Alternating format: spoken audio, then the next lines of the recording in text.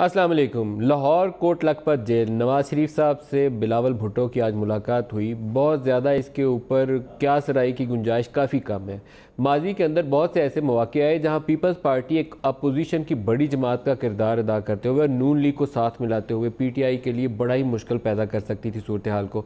Senate का election हो तो वहाँ इतफाक़ राय नहीं पैदा हुआ, जब लीडर ऑफ द हाउस का इंतखाब हो तो उसके ऊपर इतफाक़ राय की गुंजाइश पैदा नहीं हुई। कभी याद आ गया कि इन्होंने कहा था लाहौर की सड़कों पे शहबाज शरीफ ने कि जरदारी को घसीटूंगा, कभी कहा था कि पेड़ फाड़ के पैसे निकालूंगा।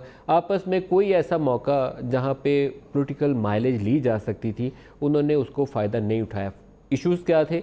जरदारी साहब के ऊपर नैब केसेस की तलवार लटक रही है, उनकी फूफी के ऊपर भी बिलावल की यही तलवार नैब केसेस की लटक रही है और इस्टेब्लिशमेंट के हाथ में ये स्ट्रॉन्ग टूल्स हैं, जब मौका आए उसको इस्तेमाल किया जा सकता है। तो ये मुलाकात एक अलामती मुलाकात तो कह सकते हैं। इससे ज़्यादा इसका सियासी फ़ायदा उठाने की पोजीशन में बज़ाहिर पाकिस्तान पीपल्स पार्टी हमें नज़र नहीं आती। ख़ास तौर पर पंजाब की सियासत में देखें तो पंजाब की सियासत के अंदर अगर कोई किसी हलके में बाई इलेक्शंस के नताइज सामने आए तो चौथे या पाँचवें नंबर की जमात के तौर पर पाकिस्तान पीपल्स पार्टी नज़र आती। चौथे के भी नहीं, पाँचवें नंबर की जमात के तौर पर नज़र आती।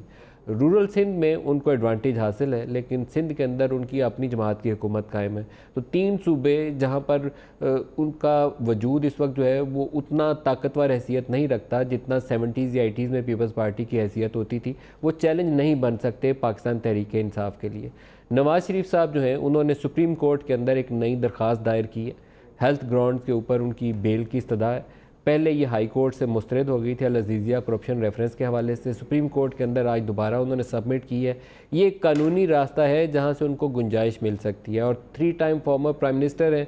मेरी तो ज़ाती राय है कि जितनी भी गुंजाइश हुकूमत पैदा कर सकती है, हमारे स्टेट इंस्टीट्यूशंस पैदा कर सकते हैं, ज़रूर पैदा करनी चाहिए उनके लिए, क्योंकि ज़ाती ज़िंदगी में वो काफ़ी तकलीफ़ दे मराहल से गुजर के आए हैं। एक तो वज़ारत उज़्मा की गद्दी से उतर कर किसी शख्स को आप कोट लखपत जेल में डाल दें या अडयाला जेल में डाल दें तो उसकी ज़हनी कैफियत क्या हो सकती है, वो सब के लिए समझने के लिए काफ़ी है। दूसरा, उनका वाइफ वाला कुलसूम नवाज शरीफ वाला जो सानहा था वो काफ़ी तकलीफ दे मामला है। तो मेरे ख्याल में इस वक्त सब बड़े जो हैं हमारे, उनको गुंजाइश पैदा करनी चाहिए। इसके अलावा पाकिस्तान की जो सिक्योरिटी सूरत हाल है उसके ऊपर भी बात करेंगे, क्योंकि इंडियन इलेक्शंस जैसे जैसे आगे चल रहे हैं अभी लगता यह है कि LOC के ऊपर सूरत हाल नॉर्मलाइज नहीं होने वाली है। एक नई किताब आई है जिसमें उन्होंने बताया कि मुल्ला उमर 2001 के बाद पाकिस्तान आई नहीं, और जो अमेरिका की मिलिट्री बेसिस थी जहाँ पर अमेरिकी स्पेशल सर्विसेज और बरतानवी जो स्पेशल सर्विसेज के फ़ौजी तैनात थे या उनकी बेस थी, उससे 3 मील की दूरी के ऊपर, कभी एक बेस के ऊपर कभी दूसरी बेस के करीब जाके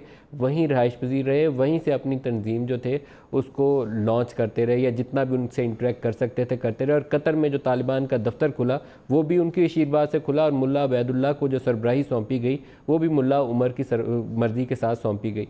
तो बहुत से लोग जो पाकिस्तान से ये सवाल उठाते थे कि उसामा बिन लादेन यहाँ पर एबटाबाद में काकूल अकेडमी से चंद मील की दूरी के ऊपर बैठा रहा और आपको पता नहीं चला, आप सोए रहे थे। तो मुझे याद पड़ता है कि एक सीनियर जो अमेरिका का ऑफिशियल था उसने कहा था कि either they are very incompetent, तो या ये उनकी कनाइमत थी, इसके अलावा इसका और कोई जवाब नहीं हो सकता। तो ये दोनों असूल जो है ये इस वक्त अमरीकियों के ऊपर भी लागू होते हैं। मुल्ला उमर के हवाले से इसका जवाब वो खुद ही दे सकते हैं। एक जर्नलिस्ट हैं जिन्होंने 5 साल की तहकीक के बाद इस किताब को तहरीर किया और उसमें तालिबान के सीनियर जो ओहदेदार हैं उनके साथ उन्होंने बातचीत भी की है। ये दोनों मौज़ूआत हैं आज के प्रोग्राम में।